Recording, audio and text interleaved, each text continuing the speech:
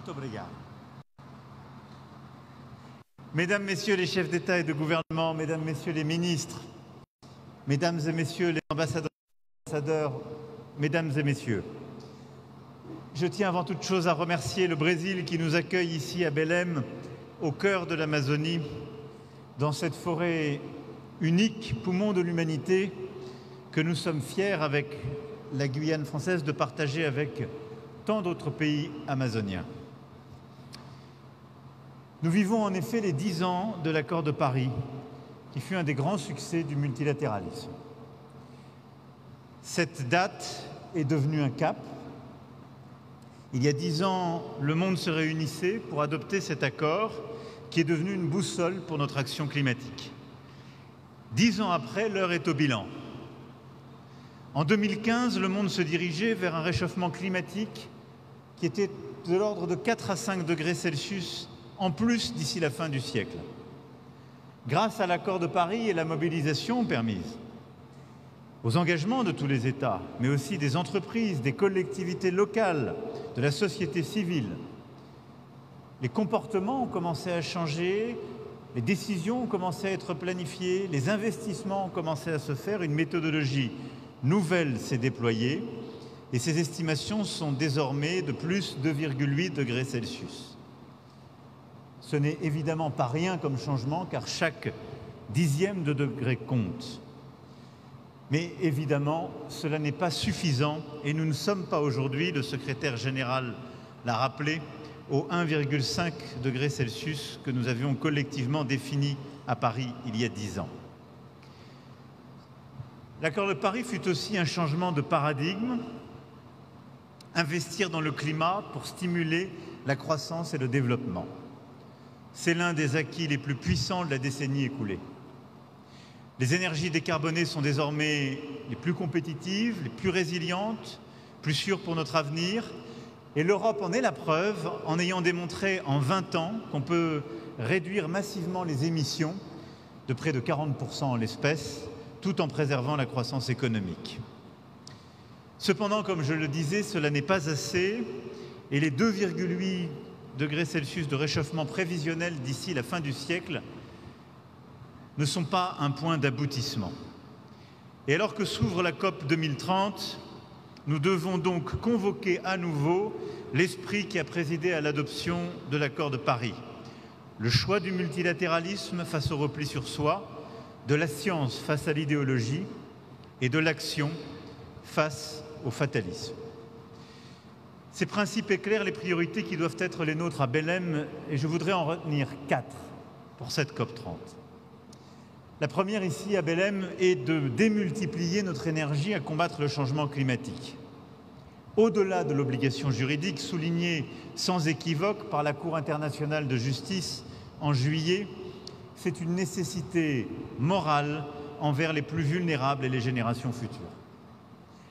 L'Europe et la France sont à l'avant-garde de la décarbonation et continueront de l'être. Nos objectifs pour 2012 puis pour 2020 ont été atteints. L'Europe a toujours été au rendez-vous et continuera de l'être avec sa nouvelle contribution déterminée au niveau national, construite sur la base d'un avis scientifique et la fixation d'un objectif de 90% de réduction des émissions nettes en 2040. C'est une des NDC les plus ambitieuses au monde. Nous l'avons confirmé il y a à peine 48 heures par un vote des Européens. Et quand l'Europe prend un engagement, elle le tient. Nous avons besoin que tous les grands émetteurs s'engagent avec nous sur cette voie. Et cette voie est claire, elle passe par la sortie progressive des énergies fossiles, comme nous l'avons reprécisé, ancré lors de la COP 28 à Dubaï. Toutes les solutions sont là, batteries, stockage, voitures électriques, énergie décarbonée, carburants alternatifs pour le transport aérien et maritime. Chaque pays doit désormais présenter sa feuille de route en matière d'investissement, élaborer sa stratégie permettant d'organiser la sortie des énergies fossiles, mais aussi attirer les capitaux, les investissements publics et privés dans les secteurs d'avenir. Il est indispensable de continuer nos efforts pour sortir du charbon, qui est la source la plus émettrice de gaz à effet de serre. La France s'y emploie d'abord en ayant fermé les 2 dernières centrales thermiques, et ce sera pleinement parachevé d'ici 2027. Plus aucune ne permet de produire le mix électrique français. En encourageant par notre stratégie européenne la sortie du charbon de nos partenaires européens qui en sont encore dépendants, mais également en accompagnant dans la sortie du charbon et la décarbonation de nombreux pays à travers les partenariats pour une transition énergétique juste, les fameux JETP définis à la COP de Glasgow, et pour n'en citer que quelques-uns, ceux qui ont été signés avec l'Afrique du Sud, l'Indonésie, le Vietnam ou le Sénégal. À court terme, le chemin passe également par la définition d'un cadre plus contraignant pour les émissions de méthane. Et je veux insister sur ce point. Je sais que, entre autres, la Première ministre Mia Mottley y est revenue. Cet objectif est essentiel dans notre combat. Tant le méthane est contributeur de ces émissions, il est réalisable à moindre coût, en particulier dans le secteur énergétique, par des investissements qui permettent d'éviter les fuites de méthane. Ce doit être une priorité absolue et nous ne sommes pas aujourd'hui à la hauteur de cet enjeu et il est indispensable que tous nos acteurs fassent ces investissements nécessaires, que nous endossions une nouvelle coalition pour pouvoir suivre. Il est évident que tous les pays en développement doivent accéder à une énergie décarbonée, abondante et fiable pour leur développement et les efforts de décarbonation ne doivent pas se faire aux dépens du développement économique. Cette philosophie, celle qui consiste à accompagner chaque pays dans sa stratégie propre, ne pas opposer lutte contre les inégalités et lutte contre le dérèglement climatique, et de mobiliser davantage de financements publics et privés par des mécanismes nouveaux, est au cœur du pacte pour la prospérité des peuples et la planète lancé en 2023 et sur lequel je reviendrai. La deuxième priorité pour cette COP, c'est de protéger, de restaurer nos 2 grands puits de carbone naturels, nos forêts et notre océan. La France milite depuis des années pour les solutions fondées sur la nature qui permettent de créer un pacte pour le climat, les sols, la biodiversité et, in fine, la sécurité humaine. La nature est surtout notre assurance pour adapter nos sociétés, créer des écosystèmes résilients, soutenir aussi nos agriculteurs, nos peuples autochtones, nos sociétés. C'est pourquoi la France s'est engagée avec constance dans le combat pour les forêts, l'océan et la préservation de nos capacités hydriques partout sur la planète. Un événement spécifique prévu par le président Lula permettra d'y revenir cet après-midi, mais je veux dire combien, à la fois ce que nous avons pu finaliser lors du sommet de l'UNOC à Nice, ce sur quoi nous nous sommes battus avec beaucoup de nos collègues amazoniens, africains ou d'Asie du Sud-Est pour nos forêts, est essentiel dans ce combat. Et je sais que Prince Albert de Monaco a à nouveau rappelé l'importance de ce combat qu'il mène depuis tant d'années avant beaucoup d'autres, et je veux ici l'en remercier. À cet égard, les politiques d'adaptation sont incontournables. Soyons honnêtes, nous n'y avons pas consacré l'attention nécessaire jusqu'à présent. Il nous faut en particulier protéger les plus vulnérables, et je pense aux petits États insulaires qui, année après année, font face à des catastrophes toujours plus intenses. La France consacre aujourd'hui 1/3 de sa finance climat à l'adaptation, soit 3 milliards d'euros en 2024. C'est 8% de la contribution publique mondiale à l'adaptation, sur une contribution totale de 7,2 milliards, et nous continuerons d'être au rendez-vous. Troisièmement, nous le savons, pour atteindre nos objectifs, il faudra de nouveaux financements. Regardons là aussi la réalité en face. L'effort public ne peut pas reposer sur un petit nombre de pays que l'on peut compter sur les doigts de la main. Tous ceux qui sont en position de le faire doivent assumer leurs responsabilités à cet égard. Et la base des contributeurs publics doit être élargie à tous les pays qui aujourd'hui sont en position de contribuer.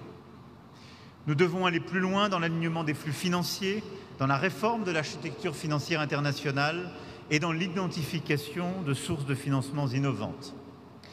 C'est d'ailleurs tout l'objet du pacte pour la prospérité des peuples et de la planète, le 4P que j'évoquais, qui a réuni 73 États autour de ce principe clé de mobiliser davantage, en particulier le FMI, la Banque mondiale et les plus grands contributeurs publics possibles, mais de davantage mobiliser la finance privée grâce à des mécanismes de garantie sur les premières pertes et un effet de levier accru de la finance publique.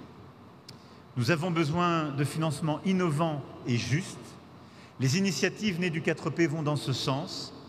Avec le Kenya, l'Espagne, la Somalie, le Bénin, la Sierra Leone, Antigua et Barbuda, nous avons largement avancé le travail à une meilleure contribution du secteur de l'aviation à l'adaptation.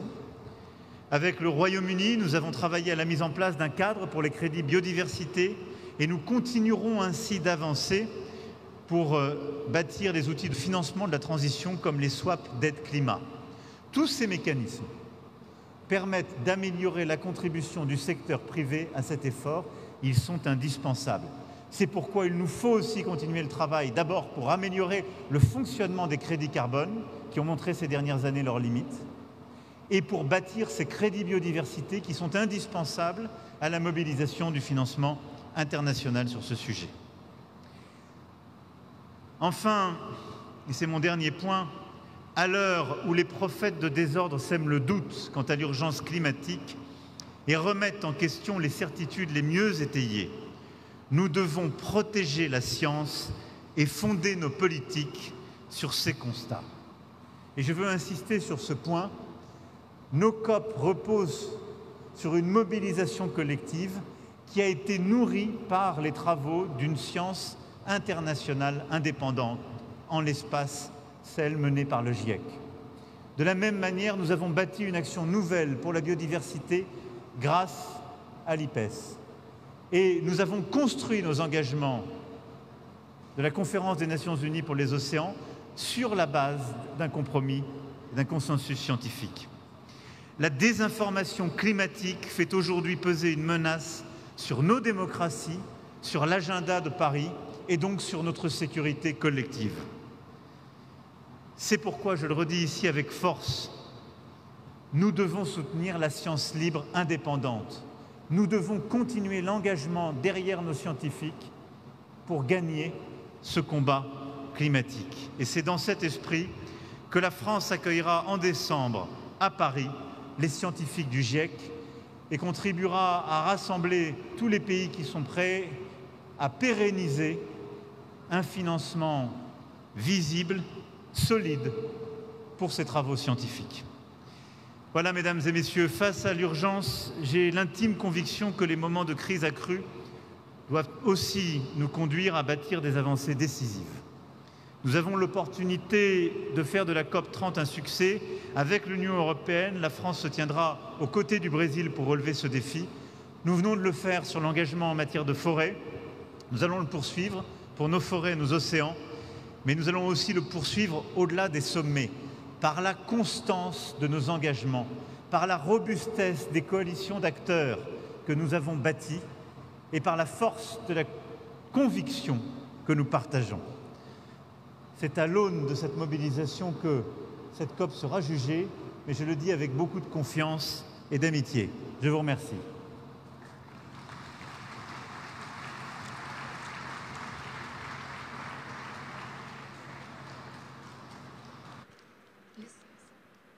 Nesse momento, chamamos para a manifestação o primeiro-ministro de Portugal, Luís Montenegro.